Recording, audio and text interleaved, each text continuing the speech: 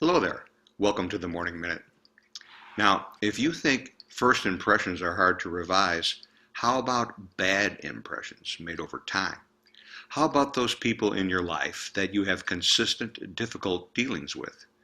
Maybe it's an ex-spouse or a conceited coworker. Maybe it's that cranky neighbor next door or a black sheep family member.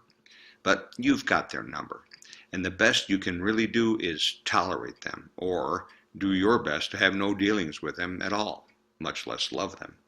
And yet, love is exactly what the Most High God expects of us. So you see, the sticking point is that our measure of love is feeble and in need of adjustment. John wrote, "We know love by this, that Jesus laid down his life for us." So here then is the standard of measure. Love is death to our own life for the sake of the unlovable. Now don't forget, you and I were no peaches when he saved us.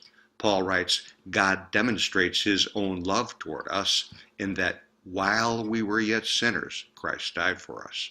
While you and I were yet sinners. While you and I were out there stinking it up, Christ sacrificed himself. Note too that love must be exhibited, changed from a noun into a verb. The verse proclaims, God demonstrates his own love toward us. But you and I hold love back because we think we know this other unlovable person. But we don't really.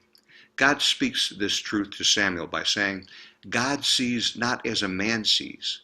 For man looks at the outward appearance, but the Lord looks at the heart. You see, you and I don't see the potential that God does in this person, the power of a life changed. So we ignore these folk. We write them off. One final point here is that we don't fear their destiny to eternal flames. We would love all people if only we remembered that without Jesus, they're doomed.